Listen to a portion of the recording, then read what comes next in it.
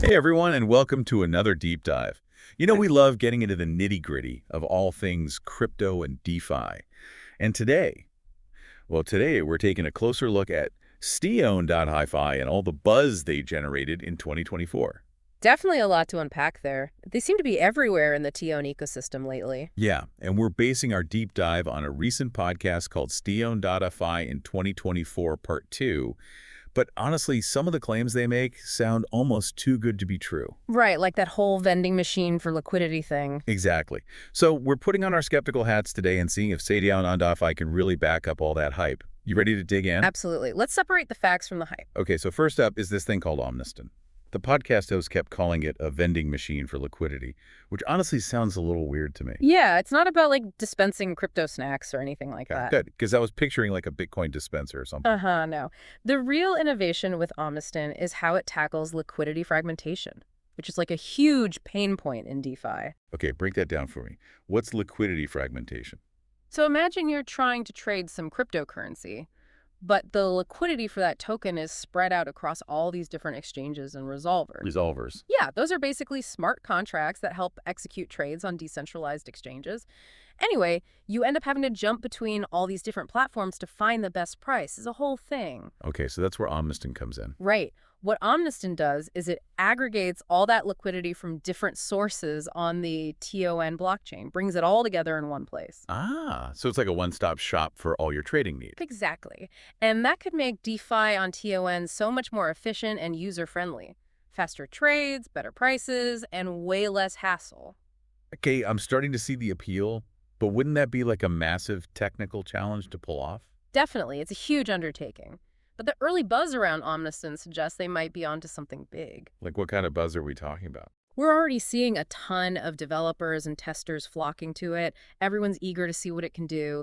And that kind of early interest is usually a good sign that there's some real innovation happening. All right, so that's one point for STON.fi. But let's move on to their next big claim. They launched a stablecoin swap pool with almost zero price impact.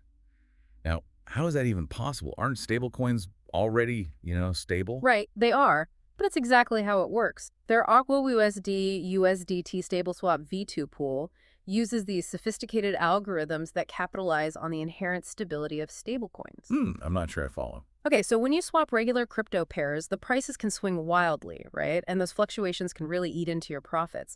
But with stablecoins, since they're pegged to something like the US dollar, there's just way less volatility.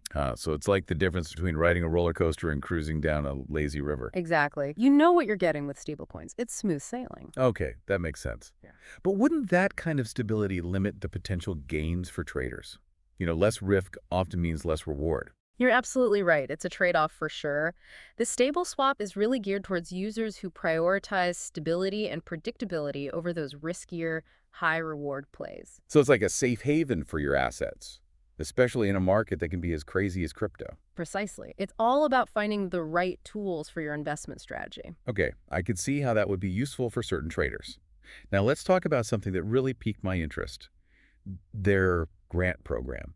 It's like they're handing out scholarships to promising projects in the TON ecosystem. It's fantastic to see that level of investment in the TON community. They're actively nurturing innovation and growth. So how does this grant program actually work? Well, just this year, they awarded grants to 43 different projects, totaling over $108,000. Wow, that's a lot of money. Right. It averages out to about $5,143 per project, which isn't a bad little boost to get your Web3 idea off the ground. So if you're out there listening and you have a brilliant Web3 project brewing, maybe STON.fi's grant program is what you need to take it to the next level. It's definitely worth checking out. It's a great example of how STON.fi is not just building their own platform, but also actively fostering growth in the entire TON ecosystem. Now, speaking of growth, we have to talk about the TON Winterfest. It's been described as like a Web3 Coachella, which sounds pretty amazing. Yeah, maybe without the flower crowns. Yeah, good point. But what was the vibe like there? The energy was definitely electric. You had all of these major players like TON Punks, Storm Trade, EVAA, Get Gems, and TON Diamonds all coming together to celebrate everything TON. And get this, over 448,000 people attended. That's a pretty clear sign that the TON ecosystem is thriving, wouldn't you say? Absolutely. TON Winterfest was like a giant coming out party for TON and its potential. It's clear that something special is brewing here. All right, so STON.fi is racking up some points. Innovative DeFi protocols, a focus on user experience, support for developers, and they even throw a massive Web3 party. But let's not get ahead of ourselves. We have a lot more ground to cover in this deep dive. Definitely. There's still a lot to unpack. So stick around for part 2, where we'll explore even more of STON.fi's initiatives and their potential impact on the future of DeFi. Welcome back. It's great to be diving back into the world of STON.fi. Yeah, I'm excited to see what else they've been up to. So last time we were talking about all these specific features and initiatives. Right, Omniston, the stable swap pool, the grant program. Yeah, but now I kind of want to zoom out a little and see how STON.fi fits into the larger DeFi landscape. Like, what's the big picture here? Well, it seems to me like they're really pushing the boundaries of what's possible in DeFi. Okay, in what way? Well, first off, their focus on user experience, like those intuitive stable swap pools we were talking about. Yeah. That's huge. And then their dedication to nurturing innovation through that grant program, really impressive. It's almost like they're saying, hey, DeFi doesn't have to be the scary, complicated thing. It can be easy and accessible for everyone. You got it. And by supporting developers with those generous grants, they're encouraging even more people to build on TON, leading to a richer, more diverse ecosystem. Right. And speaking of expansion, that massive turnout at TON Winterfest has to be a good sign for the TON blockchain. Right? Oh, absolutely. The sheer number of attendees, like over 448,000 people, that's a clear indication that interest in TON is exploding. And it wasn't just like a bunch of crypto bros, right? Yeah. I mean, it seemed like they attracted a really diverse crowd.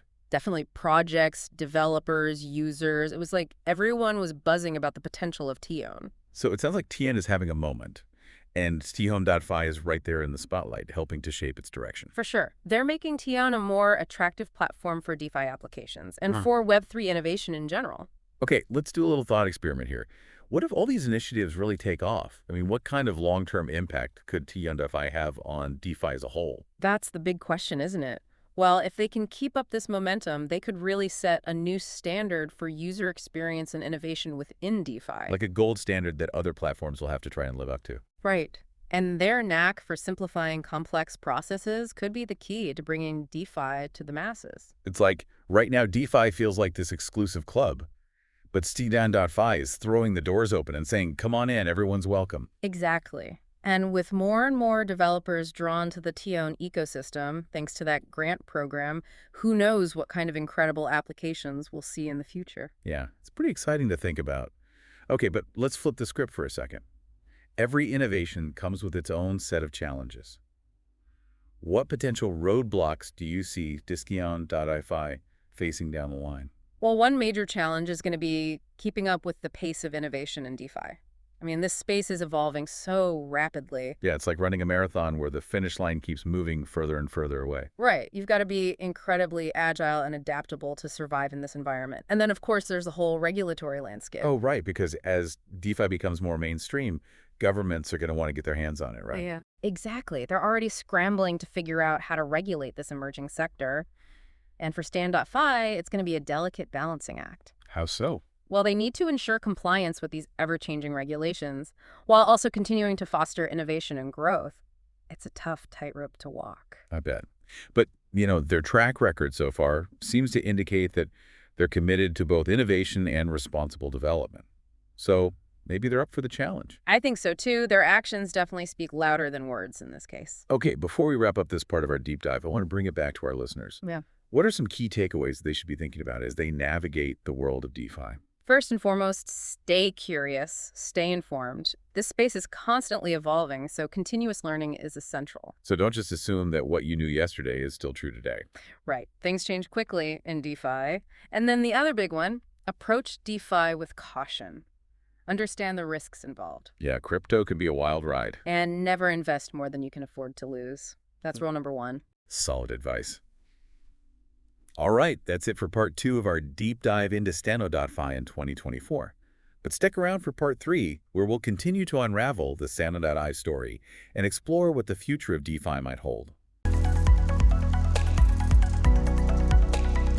Welcome back to our deep dive. It's been quite a journey exploring STON.fi and their impact on the TON ecosystem. Yeah, we've covered a lot of ground, from innovative protocols to massive Web3 festivals. It's been pretty mind-blowing, honestly. Well, before we wrap things up, I want to take a step back and look at the bigger picture. Beyond just stat.fi. Good idea. Let's consider the long-term implications of what they're doing. Exactly. They've talked about their user-friendly approach and their support for developers. But what could this mean for the future of DeFi as a whole? Feels like they're really on the leading edge of something big here. If you envision a future where DeFi is truly open to everyone, not just the crypto experts, then platforms like stat.fi could be leading the charge. Their focus on simplicity and ease of use could really pave the way for mainstream adoption. It's like they're building a bridge to DeFi, making it easier for everyday people to cross over and participate. That's a great analogy. And with their grant program attracting more and more developers to the TON ecosystem, we could see an explosion of creativity leading to applications that we haven't even imagined yet. Right. So instead of DeFi being just about trading and investing, it could expand into things like decentralized lending, borrowing, insurance, and who knows what else. The possibilities seem endless. They really do. And platforms that prioritize user experience and developer support, like stat.fi, will be instrumental in shaping that future. Okay, let's leave our listeners with something to ponder. We've seen how stat.fi is making waves in DeFi, but what other industries or aspects of our lives could be transformed by this kind of decentralized innovation? Could this be the start of a much larger shift? That's a fantastic question, and one I encourage everyone listening to explore the core principles of decentralization, transparency, and accessibility that underpin DeFi. They have the potential to disrupt many traditional systems. We're already seeing hints of this in areas like supply chain management, digital identity, even the arts. It's as though we've planted these seeds of change, and now we're starting to see the first sprouts. Exactly. It's an exciting time to be witnessing this unfold. Who knows what kind of thriving ecosystem awaits us in the future? Absolutely. Well, that's all the time we have for today's deep dive into stat.fi. We hope you found it informative and maybe even a little inspiring. Thanks for joining us. It's been a pleasure exploring this topic with you. And remember, keep those brains buzzing and stay curious about the world of DeFi and Web3. We'll see you next time.